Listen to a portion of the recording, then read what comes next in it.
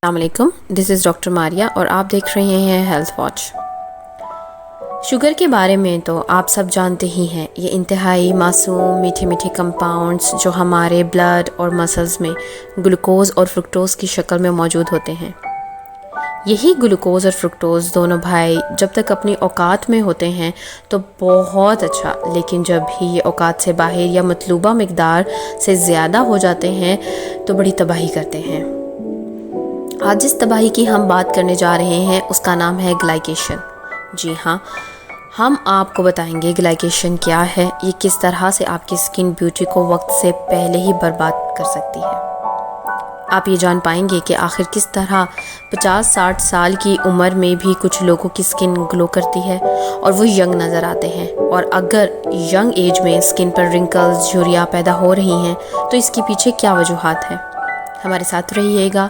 इस छोटी सी वीडियो में हम ना सिर्फ ग्लाइकेशन की वजूहात बल्कि इसके इलाज पर भी बात करेंगे। ग्लाइकेशन बुनियादी तौर पर हमारे जिस्म में होने वाला एक कुदरती अमल है। हमारे जिस्म में जब ज़रूरत से ज़्यादा शुगर छुपने के लिए जगह तलाश करती है तो उसका आसान टारगेट हमारी स्किन में मौजूद कोलेजन और इलास्टिन नामी प्रोटीन बनते हैं। ये कोलेजन और इलास्टिन ही वो हीरो प्रोटीन्स हैं जो दिल को कोमल, मजबूत और ख़ूबसूरत बनाए रखती हैं। शुगर के मॉलिक्यूल कोलेजन और इलास्टिन के साथ चिपक जाते हैं तो एक केमिकल प्रोसेस होता है जिसको ग्लाइकेशन कहते हैं। ये ग्लाइकेशन उम्र बढ़ने के अमल को तेज़ करता है, जिल्द के लचीलेपन और स्ट्रेंथ को कम करता है, जिल्द पर रिंकल्स, झुर्रियाँ पैदा होती हैं और जिल्द ढलकी हुई नज़र आती है। इसके अलावा ग्लाइकेशन डायबिटीज़ यानी शुगर, दिल की बीमारियां और अल्जाइमर की वजह भी बन सकता है। ग्लाइकेशन के बारे में सबसे ख़तरनाक बात क्या है तो जनाब याद रखिए और कभी ना भूलिए कि ग्लाइकेशन का कोई इलाज नहीं, ये एक इरिवर्सिबल प्रोसेस है। ग्लाइकेशन के नतीजे में बनने वाले केमिकल बाउंड्स जिनको हम एडवांस ग्लाइकेशन एंड प्रोडक्ट्स कहते हैं, एक बार बन जाएं तो कभी ख़त्म नहीं हो सकते, बल्कि ये अमल आगे बढ़ता जाता है और स्किन को डैमेज करता रहता है। आपको ये भी बताते चलें कि शुगर के अलावा तेज़ धूप, एयर पोल्यूशन और स्मोकिंग ग्लाइकेशन के प्रोसेस को तेज़ करते हैं।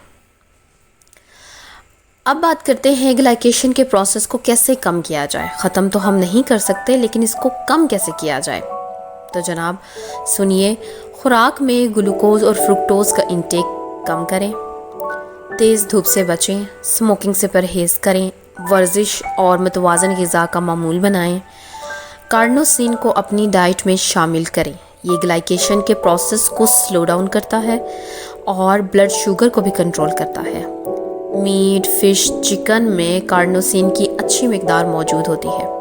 इसके अलावा बेरीज़ का इस्तेमाल करें, इसमें मौजूद एंटीऑक्सीडेंट्स और vitamin A, B, C ageing के प्रोसेस को स्लो करते हैं और सूरज की शुआओं से जो स्किन डैमेज होती है उसको भी रिपेयर करते हैं।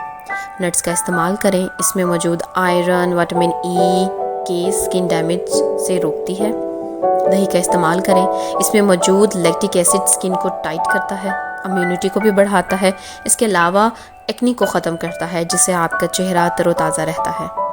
सोयाबीन और अनार एजिंग हार्मोन्स को बैलेंस करते हैं। इसके अलावा तरबूज और आम सूरज से निकलने वाली यूवी रेज से महफूज रखते हैं। जी माई हेल्थ वॉच फैमिली, अगर आप ये चीज़ें पहले ही अपनी डाइट में ले रहे हैं तो बहुत अच्छी बात है। अगर नहीं ले रहे तो आज ही लेना स्टार्ट कर दें ताकि आप एक सेहतमंद ज़िंदगी गुजार सकें।